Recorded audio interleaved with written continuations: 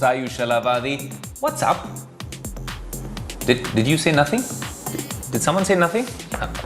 All right, we're gonna plug in the showstopper of 2023 exclusively on Tech Today, the Nothing Phone 2, here to unbox. Of course, this is the same show where you caught that exclusive conversation with Carl Pei of Nothing. Everything about Nothing being unpacked on that show, but now we're gonna unbox the Nothing Phone 2 and tell you whether this is a true game changer.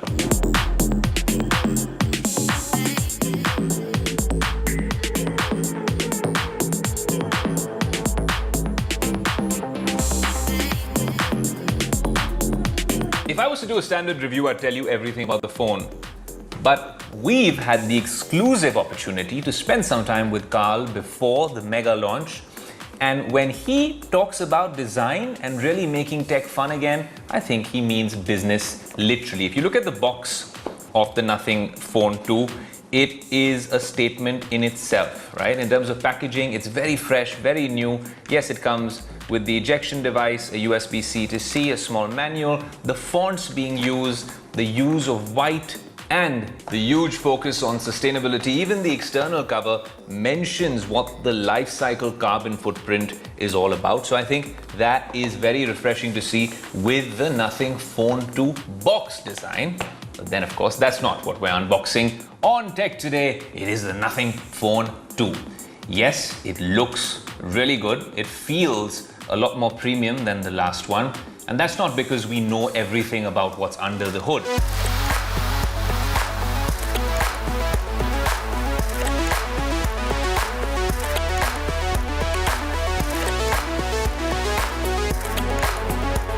In terms of design, let me tell you a little bit about the Nothing Phone 2. A 6.7-inch flexible OLED display with LTPO. So if you want to conserve battery and it's not a very graphics intensive or display intensive task, the refresh rate of this phone can go down all the way from 120 Hz to 1 Hz. That is, well, refreshing to see the first premium feature of the Nothing Phone 2. Now obviously it comes with Corning Gorilla Glass HDR10 Plus with 10-bit color depth. It's got an outdoor full screen brightness of 1000 nits, of course with HDR, peak pixel brightness of 1600 nits. There's a 240 Hz touch sampling rate, a haptic touch motor, and this time it comes with IP54 splash and water and dust resistance. So that's a start with the Nothing Phone 2.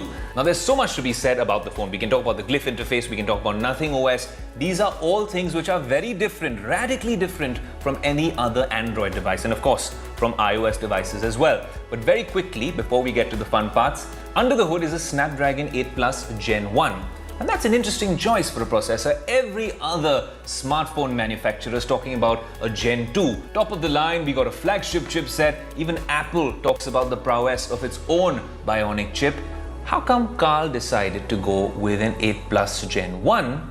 Interesting choice, and that was one of my questions when I met him exclusively a few days ago. Here's what he had to say.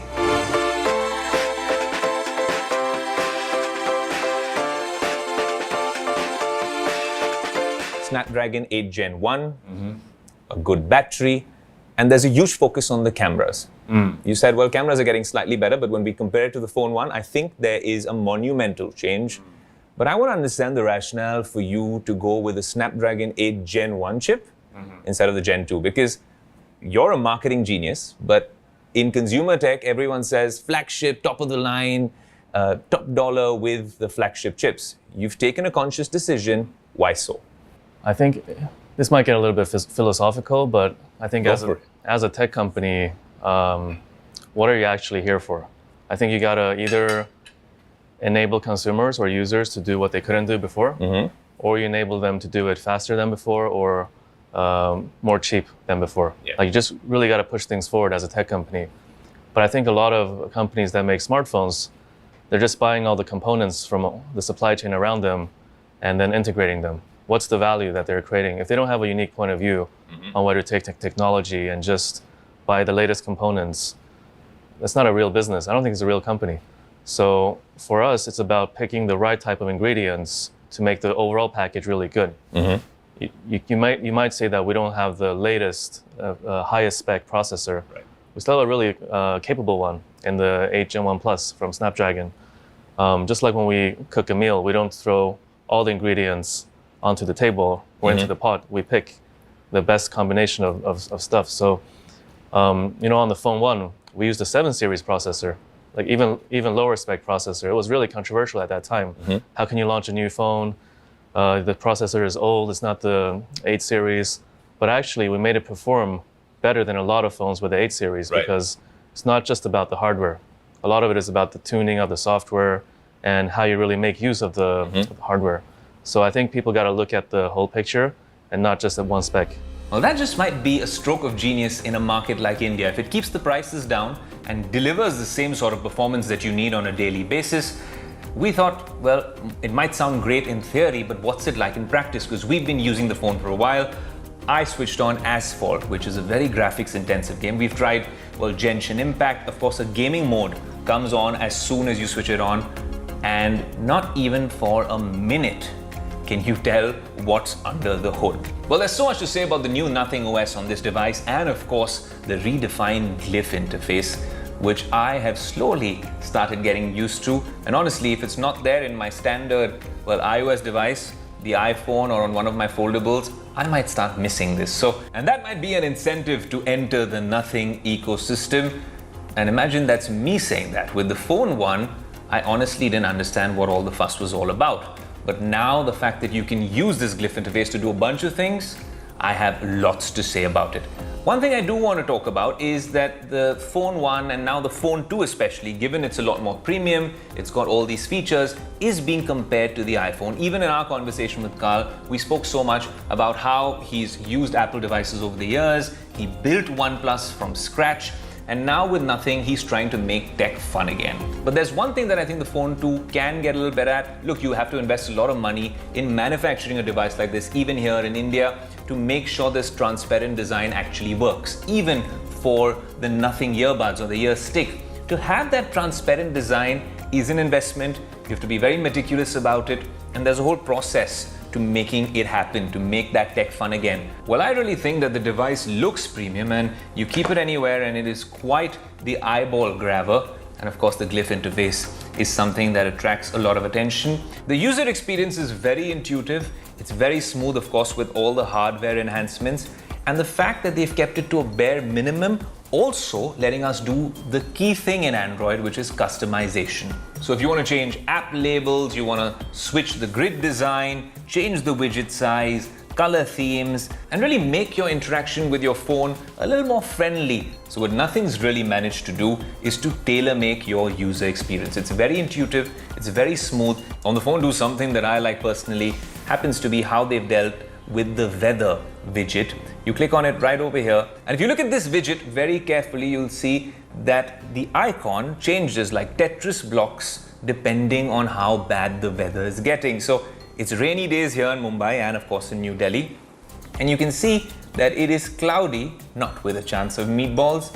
And then when you open the weather app, it is something we've never seen before. It's powered by the same service that powers all other weather apps, AccuWeather, but it's just put together so well with air quality, UV index. Well, now let's talk about the elephant in the room, the Glyph interface, or let me correct myself, the redefined Glyph interface with essential notifications. And that is key to the Phone 2. But let me confess, I wasn't entirely sure what the Glyph interface would be useful for in the Phone 1. Yes, you unbox it, you have a look at it, and it seems great, but what real use cases does it have in your everyday lives? I think Nothing did get back to the drawing board and figure out how to make this so damn useful, and it is. So in a world that's going increasingly digital, there's a bunch of problem statements every other minute. And then if technology can find a solution for it, I think that's the best way to manage the mischief. That's what the Phone 2 does, and does really well. The Nothing team seems to have gone back to the drawing board and said that we get too distracted often by social media notifications, and our friends in our pockets are turning perhaps into our foes. And if you can come up with very nifty, useful ways using hardware, software, all these technology hacks to make our entire interaction with this device a lot more efficient and useful, That's what this Glyph interface will do henceforth. Well, let me explain. If you have an essential notification, or when selected contacts or apps would send you something, maybe a message, or would be calling you, that light will shine persistently until you've opened it. Now, if you just want to go into DND mode, you don't have those rockers over here, you turn the phone around, and this is the flip to Glyph. That means light-only notifications on this device. Now, that becomes quite a useful feature, especially when you want a digital detox. Another really cool thing you can do is use Glyph Composer, which means create your own ringtone. And if you're into music, you will love this. I'm just gonna very quickly play this for you. I have set my own ringtone right over here. And each key that I'm using on it corresponds to a different light on the Glyph interface. Well, as a budding musician, I love the fact that you can play around with that. And then, of course, if a bunch of budding musicians get together and create that, and then it could become your ringtone, well, that's a nice little community that Nothing is actually tapping into. I don't know how much Nothing is going to market this to consumers, but it is something that you would know if you tuned in to our exclusive with Carl Pei last week on Tech Today. But let me fill you in. Third-party integrations. What if you have maybe a Zomato delivery or an Uber that you're waiting for, and you don't want to keep seeing your phone, and you thought Dynamic Island wasn't very useful, or notifications on iOS are not very useful, or the way the others are doing it as well?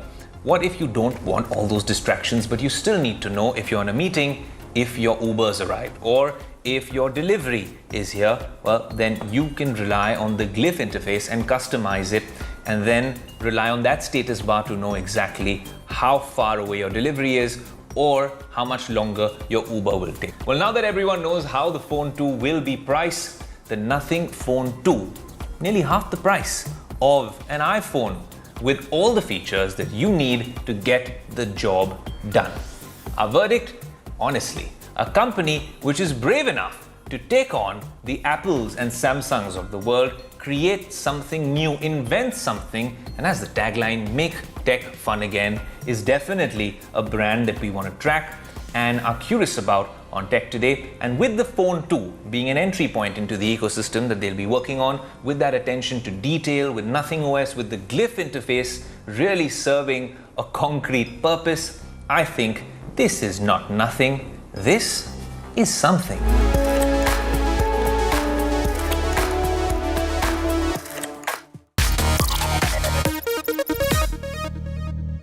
Quick question, what if I came up to you and asked you if you want to look like you did in the year 1983? Well, at least in a video or in film, they've done exactly that in Hollywood with the new Indiana Jones. Harrison Ford looks like he did 40 years ago in that one scene. How did they make that happen? Was it just green screens or just CGI? Was there some crazy artificial intelligence at play to make all of that cinematic magic possible? Well, here's a Tech Today special report. In 213 BC, Archimedes struck the dial. That could change the course of history. With this, we will have our victory. it's not yours. You stole it. Then you stole it. And then I stole it. The fifth film in the Indiana Jones franchise, titled Indiana Jones, The Dial of Destiny, released recently, and while there were murmurs from critics and fans of a good storyline and solid performance, Dial of Destiny gathered immense interest for the tech used to de-age the archaeologist played by 80-year-old actor Harrison Ford. In this film, Ford is de-aged by around 35 years for a sequence that took place in 1944. This was the work of 100 artists from Industrial Light and Magic, an American visual effects company that made it all possible with their ILM face swap technology. Ford spent around 25 minutes in the film looking like his younger self from the early 1980s with the help of CGI and machine learning. With this new technology that uses AI and machine learning, the creators use tools to blend computer-generated 3D models with elements which have been extracted from on-set photography. They also use machine learning-based reference material from previous Indiana Jones films, for which they had to scour years of footage of the actor that the production had in its archives. The film's VFX supervisor Robert Weaver revealed that machine learning helped them get a 2D replica of what they needed, but they also needed a little help from 3D CG. For this, the franchise's protagonist Harrison Ford had to go through process of recording his facial expressions in different scenes, which were then combined to get the final performance. No wonder it took 3 long years for the filmmakers to finally wrap up this movie. Turn left! Turn left! Can you listen to him? He knows. I know Ken's here. ILM, the visual effects company behind this tech, has also worked on films like Ant-Man and the Wasp: Quantumania and The Irishman to de-age the characters. Filmmakers these days are making good use of AI, machine learning and CGI for movies nowadays.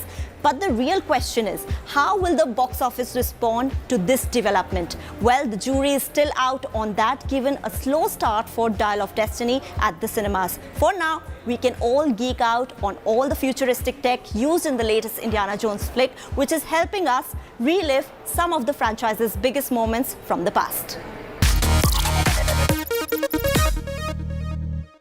Well, if the first half of the show involved using all these cool lights on the Glyph interface and trying to make tech fun again, and of course using AI in Hollywood, then the second half of the show, I'll give you a little bit of a hint, involves a fair bit of gaming. I'm going to see you once you get recharged and get ready for this special gaming segment in the second half of the show after a short commercial break. Amazon.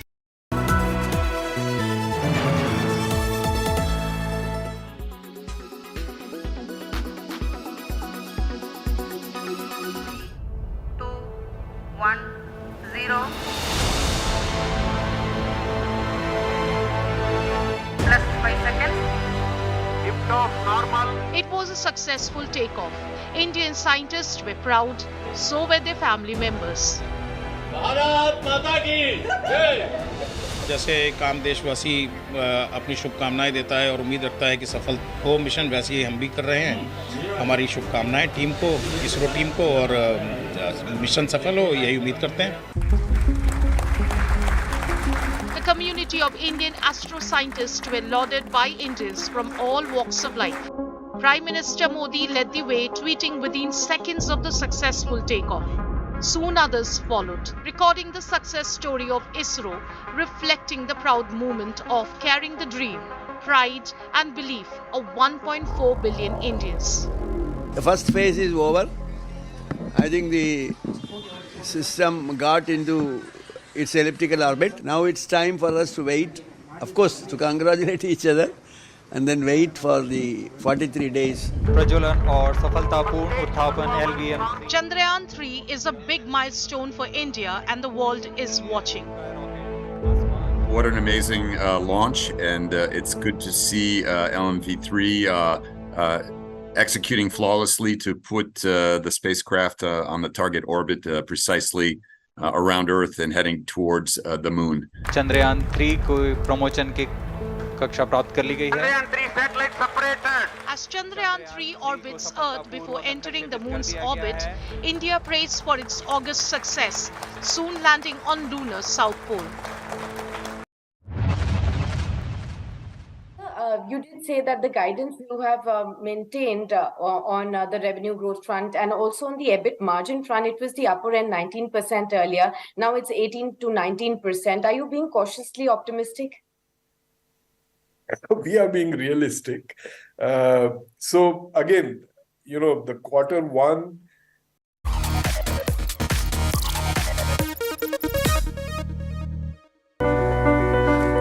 As much as I love playing on my PlayStation, it's not a very practical option if you're always on the go like me. As a travel content creator, you gotta keep heading to all these events and big interviews all over the world, and you cannot carry a clunky PlayStation or an Xbox with you. If you've invested in a gaming rig, it's a similar problem. Some of those massive Steam Decks, and we've seen the new handheld PCs coming in from brands like ASUS, are quite expensive if you already own a smartphone. Now, how much are you going to invest in a smartphone? And that really is the entry point, an accessible entry point for a lot of casual gamers. But what if smartphone manufacturers really leveled up with the technology in these devices, which are always on you, The first argument used to be that this can replace your DSLR camera. And we've done several reviews like that on Tech Today. But what if this can genuinely replace your gaming console? Is that a pipe dream? Is that a possibility? Tech Today is going to bring you a special report with a new launch from iQOO. And we have, well, our resident gamer, Pranav Dixit, who's going to give you, well, the lowdown on whether this new device could be your sole gaming companion.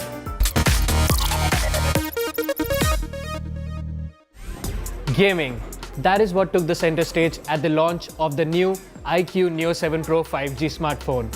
Let's deep dive into this gaming smartphone and see what's in store for the gamers.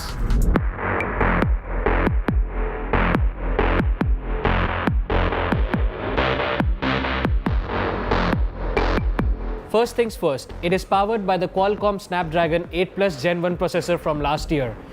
Now, it may be last year's chip, but it benchmarked really well on all the phones. Now, the iQOO Neo 7 Pro 5G also has an independent gaming chip, which in conjunction with the Snapdragon 8 Plus Gen 1 is amazing for the gaming capabilities.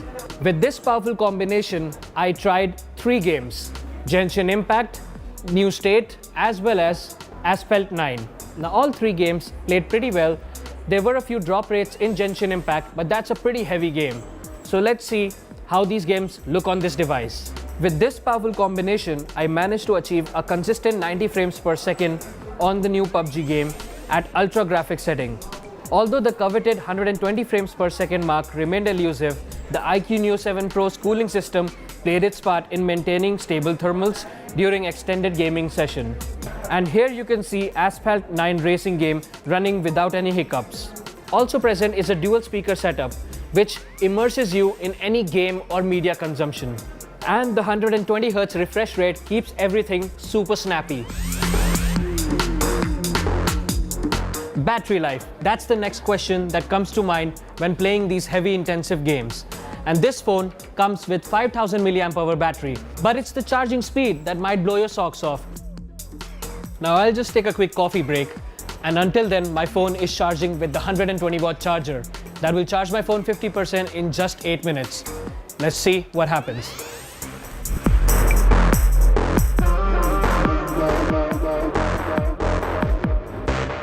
Now that I'm done with my coffee break, my phone is all charged up thanks to the 120 watt fast charger. Serious gaming enthusiasts in the same price range can look out for the Xbox Series S, which is a dedicated gaming console. Hence, you would have a great pro gaming experience. Similarly, in smartphones, the Realme GT2 Pro and OnePlus 11R could be an alternative in the same price range. Wrapping it up, the iQOO Neo 7 Pro is for all you gaming enthusiasts who are looking for a gaming phone but do not want to break the bank. This phone comes in at sub 40,000 rupees. Stay tuned to Tech Today for more such technology updates.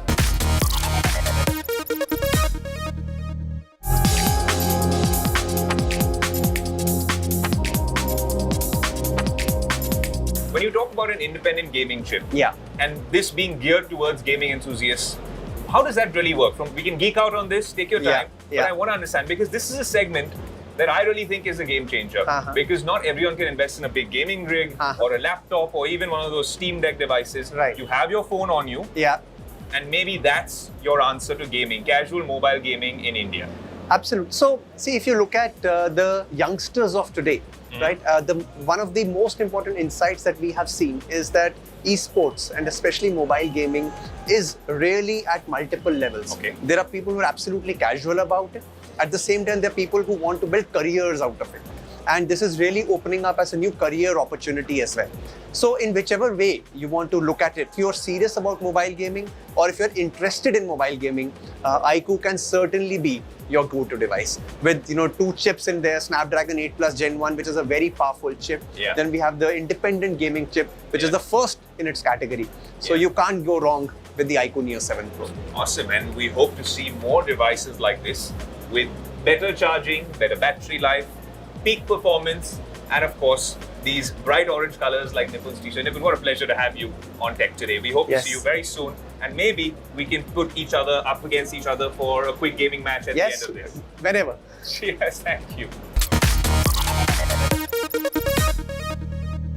Well, I hope you've enjoyed yet another action-packed episode of Tech Today. The team has enjoyed putting this together for you. In fact, the past few weeks, all the big exclusives we've been doing across the multiverse, be it on TV, be it on digital, on social media, even Instagram for that matter, and of course the Business Today magazine, is with one purpose and one objective.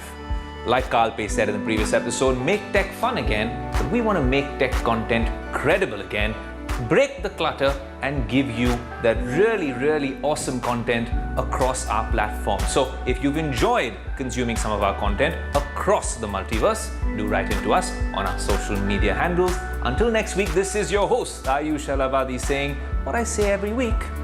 Adios.